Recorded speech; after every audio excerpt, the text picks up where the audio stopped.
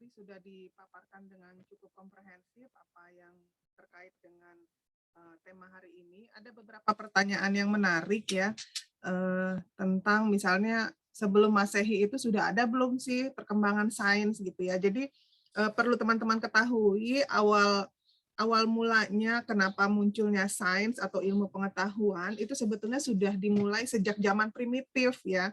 Jadi manusia ini kan punya kebutuhan untuk memenuhi kebutuhan hidupnya, untuk bertahan hidup gitu ya. Nah ini awalnya mereka mengamati perilaku hewan, tumbuh-tumbuhan, itu untuk memenuhi kebutuhan hidupnya, untuk makanannya, untuk obat-obatannya, akhirnya diteliti. Oh kalau daun-daun ini dia bisa mempercepat penyembuhan luka. Oh kalau hewan ini bisa dimakan. Oh kalau hewan yang misalnya coraknya berwarna cerah gitu ya, misalnya katak yang warnanya cerah-cerah itu dia beracun kalau dimakan gitu. Jadi berdasarkan penelitian ini ya, penelitian sederhana ini mereka akhirnya berusaha untuk meningkatkan taraf kehidupannya dengan secara primitif sesuai dengan masa mereka waktu itu. Nah pada waktu itu misalnya awalnya kan mereka bertahan hidup itu dengan hidup berpindah-pindah ya, berpindah-pindah karena mencari sumber air, mencari sumber makanan ya. Kalau yang hidup di daerah Jazirah Arabia yang misalnya dia gurun gitu ya, gurun pasir, itu bahkan kadang terjadi perebutan wilayah. Mereka berperang satu sama lain untuk memperebutkan tempat yang ada oasenya, yang ada sumber airnya, yang di situ mereka bisa memelihara hewan gitu ya untuk membantu pekerjaan sehari-hari maupun untuk sumber makanannya. Nah, kalau kita ini ya yang hidup di masa sekarang, kita bisa mengetahui bagaimana sejarah ataupun perkembangan ilmu pengetahuan itu berdasarkan bukti tertulis gitu. Kalau dia tidak menulis ya kita tidak bisa mengetahui apa yang terjadi pada masa lampau gitu. Nah, sementara ilmu pengetahuan yang tertulis pertama kali itu ditemukan pada tahun 3500 sampai 3000 sebelum Masehi. Ini ada di kebudayaan Mesopotamia sama kebudayaan Mesir kuno. Tadi juga sudah disinggung oleh pemakalah ya tentang Mesir. Nah, kalau kita lihat tuh ya sekarang yang bukti yang ada misalnya piramida. Nah, kalian lihat di piramida itu kan walaupun kita belum pernah ke sana, tapi dengan kecanggihan teknologi kita bisa melihat fotonya, bisa melihat videonya ya via internet maupun via televisi gitu. Itu juga salah satu perkembangan sains yang perlu kita syukuri. Nah, kembali ke Mesir tadi, Anda bayangkan pada masa lalu mereka bisa menggotong itu batu yang ditumpuk menjadi piramida itu kan besar-besar batunya dan potongannya itu simetris rapih gitu ya berbentuk kotak padahal zaman dulu belum ditemukan semacam mesin gergaji yang bisa menggergaji batu-batu dengan bentuk yang sama gitu ya. Terus ukuran satu batu itu bisa 1 ton. Dan sampai sekarang ini masih diteliti bagaimana cara orang pekerja Mesir kuno itu memindahkan batu karena batu itu tidak berasal dari situ gitu ya, berasal dari tempat yang jauh ya. Nah, itu masih diteliti. Artinya pada masa lampau pun sebetulnya sains itu sudah digunakan untuk mempermudah kehidupan, untuk bangunan, untuk obat-obatan dan lain sebagainya. Nah, kalau yang lain misalnya yang paling menonjol sebelum Islam ada sekitar tahun 400 sebelum Masehi sampai 1100 Masehi. Ini ada di Yunani. Makanya filsafat Islam itu sebetulnya berasal dari filsafat Yunani ya. Karena pada masa Islam berkembang, Islam ini kan kalau kita lihat sejarah Islam itu dimulai sejak masa Islam diturunkan ke Nabi Muhammad SAW. Makanya penulisan sejarah Islam biasanya dimulai pada masa Nabi Muhammad, kemudian berlanjut ke Khulafaur Rasyidin, kemudian ke masa Bani Umayyah, Bani Abbasiyah, lalu dilanjutkan dengan 3 kerajaan besar ya, yang ada Turki Utsmani, ada Safawi di Persia, ada Mughal di India. Nah ini jadi kalau ini terkait dengan pertanyaan yang tadi ya, yang sebelum Masehi, di Yunani itu ilmu pengetahuannya sudah sangat berkembang, terutama filsafat. filsafat inilah yang akhirnya menjadi berbagai dasar ilmu pengetahuan alam di abad-abad selanjutnya, bahkan sampai sekarang gitu ya. Nah, itu dasarnya dari filsafat Yunani. Nah, kemudian ketika ada persinggungan, ada penyebaran Islam, Islam itu disebarkan tadinya kan dari Jazirah Arabia, disebarkan hampir ke seluruh dunia ya, baik itu ke Asia, ke Afrika, ke Eropa gitu ya, bahkan sampai ke Asia Tenggara. Nah, itu melalui ekspansi ya. Ekspansi itu sebagian besar dengan peperangan gitu ya. Nah, itu tidak hanya dalam misi dakwah, tetapi juga misi ilmu pengetahuan. Tadi betul ada teman-teman yang menyebutkan pada masa Abbasiyah itu ada gerakan penterjemahan ya, ilmu pengetahuan dikembangkan. Jadi ketika Islam menyebarluaskan ekspansi tadi, itu ada ilmu pengetahuan yang ditransfer baik dari luar dunia Islam maupun dari dunia Islam keluar gitu ya. Nah, itu ada penterjemahan yang didukung oleh khalifah-khalifahnya, terutama yang paling besar, yang paling jaya itu pada masa Abbasiyah tadi ya. Nah, jadi di masa Abbasiyah inilah dukungan dari khalifah terhadap ilmu pengetahuan ini sangat baik gitu ya. Berlanjut dengan pertanyaan dari teman-teman tadi, kenapa sih pada masa sekarang ini tidak terlalu berkembang gitu ya, karena memang dukungan pemerintahnya kurang terhadap ilmu pengetahuan. Jadi kalau misalnya pemerintahnya mendukung ilmu pengetahuan, maka akan berkembang gitu ya. Contoh pada masa Abbasiyah, khalifahnya itu dia memberikan reward kepada penterjemah-penterjemah yang berhasil menerjemahkan buku. Misalnya satu buku itu ditimbang. Saya pernah membaca satu referensi sejarah, jadi buku itu ditimbang berapa beratnya. Kalau beratnya 200 gram, maka dihargai dengan emas 200 gram.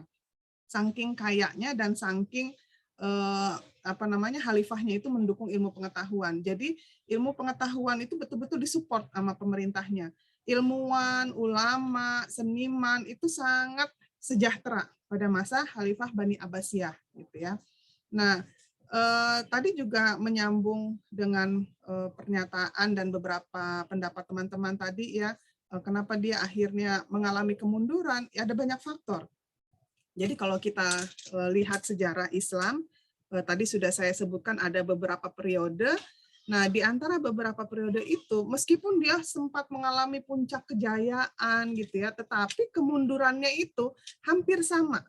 Di semua dinasti, di semua kekhalifahan, itu faktor kemundurannya itu hampir sama. Yang pertama misalnya dengan luasnya wilayah, ya kan tadi hampir di setiap periode itu mereka melakukan ekspansi wilayah, penyebaran agama Islam dengan misi dakwah.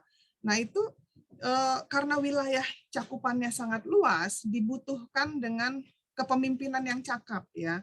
Contoh misalnya, saya menganalogikan yang ke zaman sekarang aja nih, di Indonesia. Indonesia ini kan negara kepulauan, wilayahnya ya kalian tahu di peta itu ya, dari Sabang sampai Merauke ada Pulau Sumatera, Kalimantan, Sulawesi, Jawa, dan Papua. Wilayah Indonesia hanya segitu. Tapi coba kalian bayangkan pada masa Abbasiyah, pada masa Umayyah, itu wilayahnya luas sampai ke Eropa, sampai ke Afrika, sampai ke Asia, itu luas sekali ya. Hampir menguasai seluruh dunia gitu. Nah, dengan luasnya wilayah itu, bagaimana koordinasi antara pusat dengan daerah? Kalau sekarang, Presiden tinggal bikin video conference. Misalnya karena di masa pandemi ini tidak bisa mengumpulkan gubernur secara langsung, bisa via video conference. Kayak kita ini sedang Zoom, Anda mungkin ada yang di Sulawesi, mungkin Anda ada di Aceh gitu ya, kita bisa bertatap muka dalam satu waktu bersamaan, saya bisa mengajar dan kalian bisa berdiskusi, ya kan? Begitu juga dengan misalnya mengelola pemerintahan sekarang, karena masa pandemi nggak bisa berkerumun, tatap muka, Presiden tinggal ngundang via Zoom misalnya. Kita koordinasi bagaimana penyelenggaraan pemerintahan di Papua, bagaimana penanganan COVID di Medan misalnya. Dalam waktu singkat, Presiden bisa mengetahui dan mengakomodir semua aspirasi dari semua wilayah kekuasaannya. Tapi bayangkan pada masa Abbasiyah dulu, pada masa dinasti Umayyah, atau yang lebih jauh lagi kepada masa Nabi Muhammad gitu ya, itu kan tidak ada sarana telekomunikasi seperti Zoom gitu kan, tidak ada misalnya kendaraan karena belum ditemukan gitu ya, tidak ada kendaraan yang bisa dalam waktu singkat ya. Kalau sekarang kalau di Jepang mungkin ada apa tuh namanya yang kereta cepat gitu loh, yang secepat pokoknya dalam waktu singkat itu bisa mencapai provinsi yang jauh gitu ya. Kalau di Indonesia kan keretanya masih kereta yang biasa gitu. Nah, waktu itu ketika misalnya si Khalifah ingin mengirimkan pesan atau instruksi kepada provinsi gitu ya, itu berapa hari berkuda si kurir itu membawa pesan si Khalifah naik kuda. Kalau wilayahnya jauh, tadi kan antar benua misalnya, jauh gitu ya, bisa berminggu-minggu, mungkin bisa berbulan-bulan. Ketika pesan itu sampai ke provinsi yang dituju gitu ya, kondisi sudah berubah, suasana politik di kota sudah berubah gitu. Jadi itu bayangannya ya. Di samping itu tadi faktor pertama. Faktor kedua, ada perebutan kekuasaan memang betul ya. Apalagi di antara para anak-anak khalifah, anak-anak sultan gitu ya. Itu sesuatu hal yang manusiawi. Jangankan kesultanan, kekhalifahan ya yang memperebutkan kekuasaan. Kita aja yang di rumah misalnya antar saudara kita mungkin kita saling rebutan ya kan. Kalau anak-anak kecil gampang mencontohkannya, mereka rebutan mainan gitu, semua merasa paling berhak, apalagi ini kekuasaan kan, kekuasaan itu sangat melenakan, semua orang pengen berkuasa. Nah, dengan adanya perebutan kekuasaan di antara para dan anak-anak raja itu kan bukan rahasia umum, biasanya istrinya tidak hanya satu ya, mungkin dari permaisuri yang lain atau dari selir yang lain gitu ya, dan masing-masing anak mungkin ingin berebut, itu menjadi faktor yang lain.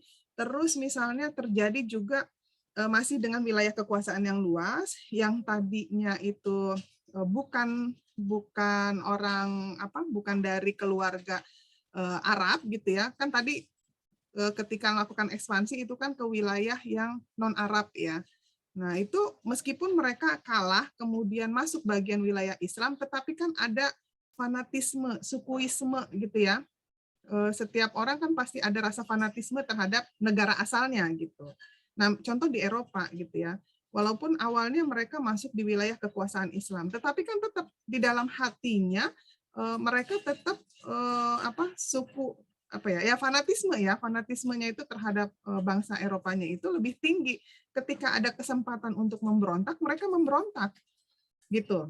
Jadi apalagi kontrol dari pusat terhadap provinsi-provinsi yang jauh ini kurang. Jangankan dengan wilayah kekuasaan yang luas ya. Contoh di Indonesia, saya suka sekali mencontohkan dengan Indonesia biar lebih gampang menganalogikannya. Di wilayah-wilayah perbatasan di Indonesia ya, ada 3T istilahnya, terluar, terdepan, terjauh. Ya kan? Misalnya ada bahkan pulau-pulau kecil kita yang ada di laut yang agak terluar itu sering sekali diklaim dengan negara tetangga karena kurang perhatian dari Indonesia. Atau provinsi yang berbatasan langsung dengan luar negeri seperti di Kalimantan tuh kan kalau di peta itu kan ada perbatasan ya antara Indonesia dengan Malaysia, atau yang di Pulau Papua itu kan di tengah-tengahnya itu ada perbatasan dengan Papua Nugini. Nah, kadang-kadang mereka lebih merasa sejahtera dengan negara tetangga gitu loh.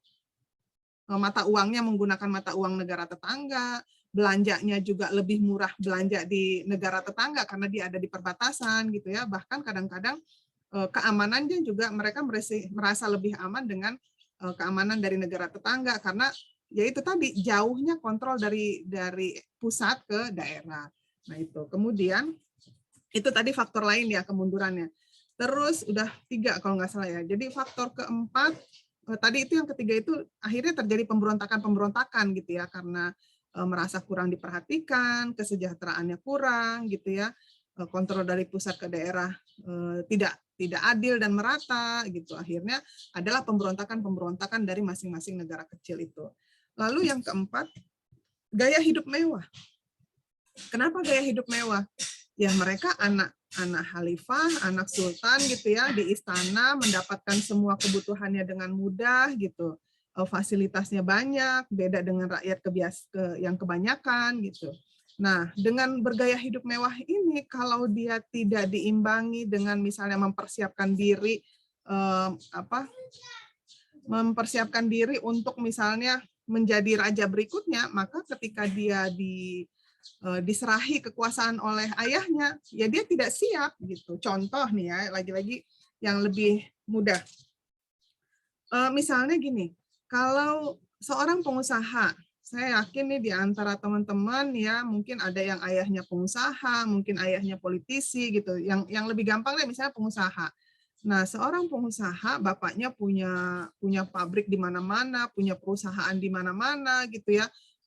Orang tuanya cakap memimpin gitu ya, keuntungannya besar, menghasilkan kekayaan yang berlimpah gitu. Nah, anaknya ini kan karena dia sudah mapan gitu ya, ya semua fasilitas dia ada, tapi kalau dia tidak mempersiapkan diri bagaimana cara mengelola perusahaan dengan baik, bagaimana memanage keuangan perusahaan dengan baik, ketika tiba saatnya bapaknya ingin regenerasi ya, perusahaan itu diserahkan kepada anaknya, ya udah, kira-kira apa yang terjadi gitu kan. Nah, itu analogi yang tepat untuk menggambarkan bagaimana situasi kalau dipimpin dengan sistem monarki ya, kerajaan itu kan monarki. Jadi bapaknya mungkin pemimpin yang cakap, tetapi kalau anaknya tidak dipersiapkan dengan baik, bisa jadi ketika pindah ke anaknya maka berbeda yang terjadi. Nah, saya ingin menambahkan terkait tema hari ini, kalau tadi itu kan sekedar tambahan atas beberapa pertanyaan dari teman-teman. Ini saya mau menambahkan sedikit. Apakah masih menyimak? Masih, Bu. Masih, Ibu. Ya, ini tadi tentang sains ya. Jadi sains ini adalah ilmu murni yang bisa diuji, dibuktikan kebenarannya. Misalnya contohnya fisika, kimia, biologi. Kemudian ini tidak saya ini karena sudah tadi ya. Nah, Islam dengan sains itu punya hubungan yang sangat erat ya. Karena sains Islam itu lahir dari pandangan hidup Islam. Kita tahu Islam itu sumber utamanya adalah Al-Quran dan hadis sebagai otoritas kebenaran. Jadi meskipun sains itu berkembang dengan sangat pesat, tetapi kalau orang Islam biasanya semuanya itu dikaitkan dengan Al-Quran dan hadis. Ya, di hadis dan Al-Quran itu kan ada penjelasan tentang mana yang halal, mana yang haram. Contoh, tadi teman kalian mencontohkan tentang cloning ya. Kalau di non-muslim mereka tidak ada batasan gitu untuk meneliti, untuk mengembangkan sains gitu ya. Tetapi dalam Islam kita tetap kalau misalnya di cloning, manusia di cloning, bagaimana nanti wali nikahnya gitu kan, bagaimana nanti menentukan siapa nasabnya gitu. Terus bagaimana nanti hukum warisnya, itu juga perlu menjadi satu kajian yang mendalam.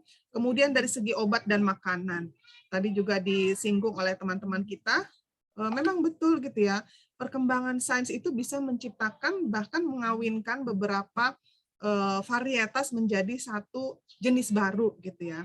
Nah, kembali lagi kepada ajaran Islam itu kan ada dasar-dasarnya gitu yang halal, yang termasuk halal itu yang seperti apa, kemudian kategori haram itu bagaimana gitu kan, itu diteliti lagi. Contoh kosmetik. Nah, kalau mungkin orang Eropa, orang Korea, dia bebas pakai kosmetik apa aja. Tapi kalau orang Islam sebaiknya memang dilihat kandungannya. Apakah ada kandungan haram, yang termasuk haram, misalnya apakah dia mengandung babi, gitu ya. Babi kan banyak macamnya ya, bukan hanya dagingnya saja, tetapi kadang gelatinnya itu loh. Gelatinnya itu yang digunakan untuk misalnya kapsul, atau misalnya untuk apa yang bikin dia krim-krimnya gitu. Nah, itu juga harus diteliti lebih lanjut. Itulah fungsinya ada kalau di Indonesia namanya sertifikasi halal. Jadi kita sebagai masyarakat awam sudah dimudahkan gitu ya untuk melihat produk kita itu bisa digunakan atau tidak. Dilihat aja ada logonya nggak di produk itu.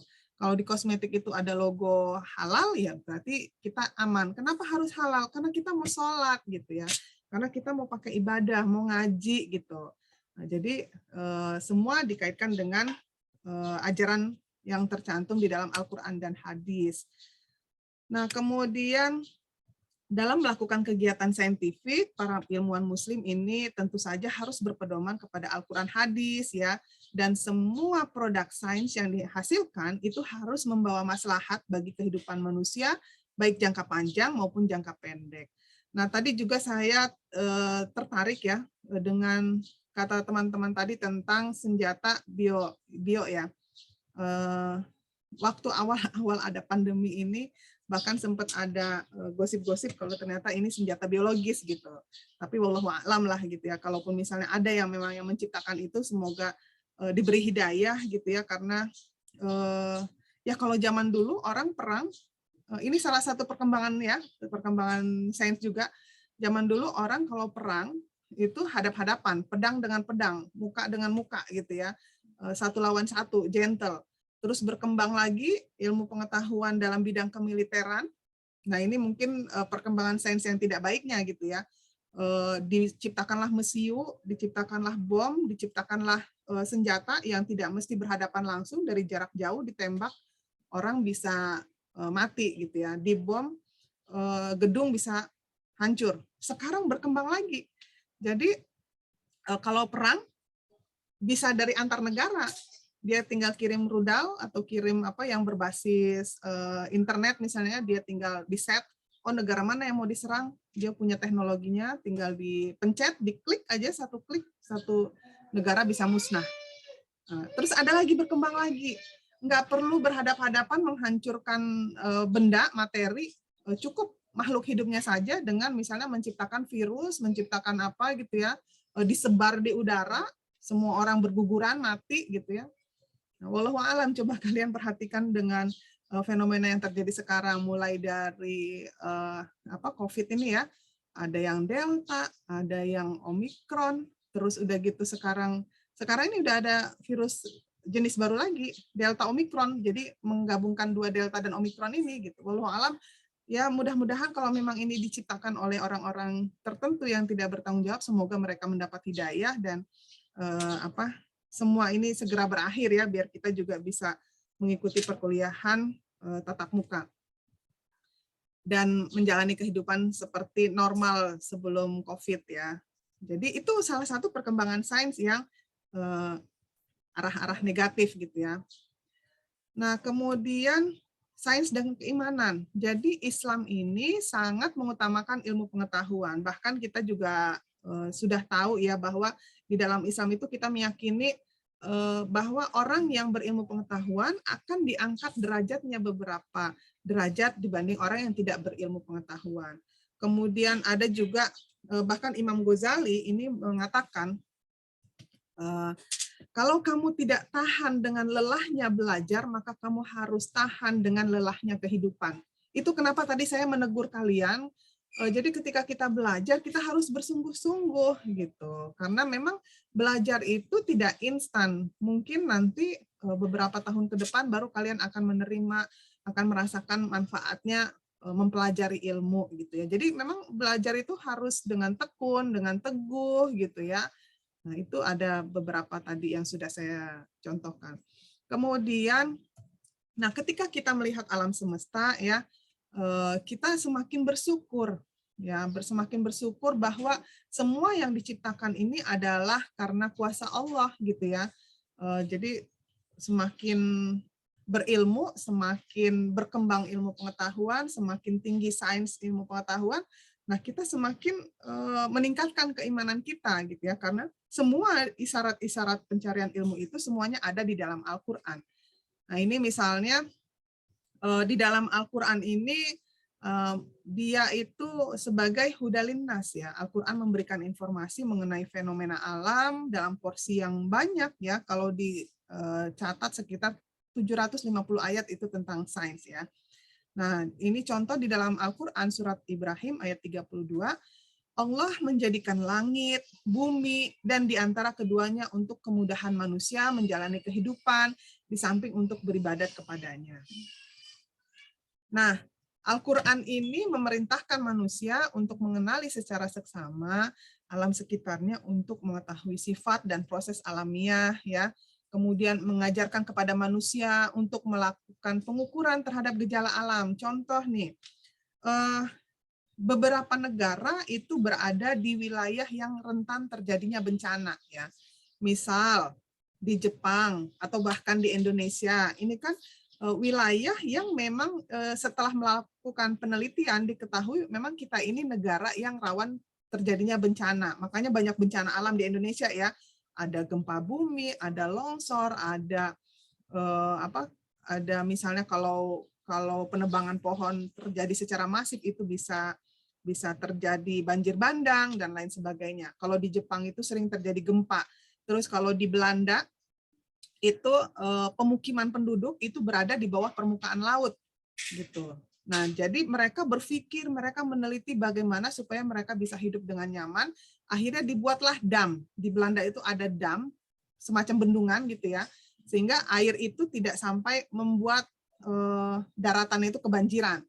Gitu. Kalau di Jepang, mereka akhirnya membangun bangunan yang tahan gempa, anti gempa. Jadi kalau ada gempa nggak langsung rubuh, dia cuma goyang sedikit aja menyesuaikan dengan getaran gempa gitu. Dan ini meminimalisir jumlah korban jiwa, meminimalisir korban kerugian harta dan lain sebagainya. Jadi berdasarkan pemikiran manusia, penelitian manusia gitu ya, mereka melihat gejala-gejala alam, mereka bisa menyesuaikan untuk meningkatkan kehidupan mereka gitu ya. Jadi itu pentingnya dalam analisis terhadap fenomena alam. Ada banyak ayat tentang sains ya, ini hanya beberapa saja. Misalnya surat Al-Ankabut tadi. Nah, surat Al-Ankabut ayat 20. Katakanlah, mengembaralah kamu di muka bumi. Lihatlah bagaimana Allah telah memulakan ciptaan makhluk dari asal jadinya. Kemudian Allah akan memulakan ciptaan itu semula pada hari akhirat dalam bentuk kejadian yang baru. Sesungguhnya Allah Maha Kuasa atas segala sesuatu. Nah, itu contoh ayatnya. Kemudian tadi sudah dicontohkan oleh pemakalah ya. Jadi pada abad ke-8 hingga abad ke-12 Masehi, umat Islam ini mencapai puncak keemasannya ya, terutama pada masa Abbasiyah tadi ya. Nah, ini setelah pada masa Abbasiyah ini banyak ilmuwan yang berpengaruh sampai sekarang gitu ya, karena memang tadi sudah saya sebutkan di muka, khalifahnya itu sangat mendukung ya, mensupport. Sehingga ini beberapa tokoh ilmuwan misalnya di abad 8 ya. Tadi juga sudah dicontohkan oleh pemakalah. Ini pada abad ke-8 dan 9. Ini saya cepat aja. Ada Bapak ilmu kimia, matematikawan, ahli jabar. Ini tadi sudah disebutkan juga ada dokter diet, ada astronom ya. Kemudian ini ilmuwan muslim abad ke-10, ada ahli bedah, ada sejarawan, astronom, kemudian penulis biografi, ahli kedokteran, matematika, penulis ensiklopedia gitu ya.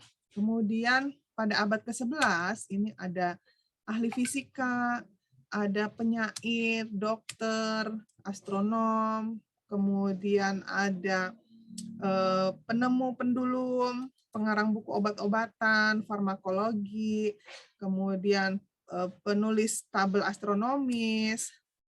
Lalu pada abad ke-12 ini ada pencipta rubaiyat, ahli aljabar, ahli matematika, ahli geografi, meteorologi, astronom, ilmuwan tumbuh-tumbuhan, kedokteran, terus pokoknya banyak sekali ya. Jadi itu contohnya. Ini tadi masa Abbasiyah sudah diceritakan juga, jadi tidak saya ulangi. Tentang Khalifah Harun ar-Rasyid ini terkenal sepanjang masa karena pada masa Harun al-Rasyid dan putranya Al-Ma'mun ini betul-betul mereka mendukung ya kesejahteraan, kesehatan, pendidikan, ilmu pengetahuan, kesusastraan, kebudayaan, ini berkembang pesat pada masa mereka.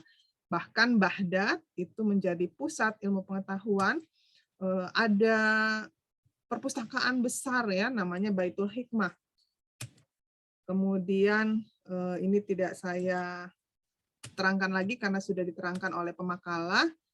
Nah, beberapa faktor pendukung kenapa sains pada masa Abbasiyah itu bisa mencapai puncak keemasannya, tadi juga sudah saya sebutkan ya, adanya faktor asimilasi dengan negara-negara yang dilakukan ekspansi tadi. Kemudian ada gerakan intensif penterjemahan ya tadi juga sudah saya sebutkan. Kemudian keberadaan sains pada masa Abbasiyah ini juga peran aktif dari khalifah ya yang betul-betul mengembangkan ilmu pengetahuan. Nah, sekarang kita ke perspektif seorang muslim dalam memandang sains dan teknologi. Jadi kita ini hendaknya mengakui gitu ya atau menyadari sepenuhnya bahwa apa yang diciptakan oleh Allah itu semuanya mempunyai tujuan ilahiyah dan semakin membuat keyakinan kita akan kebesaran dan keesaan Allah. Itu yang bisa saya sampaikan terkait perkuliahan pada pagi hari ini. Mudah-mudahan berkah dan bermanfaat. Kita bisa mengambil hikmah ya yang baik dari sejarah, kita teruskan, yang tidak baik ya kita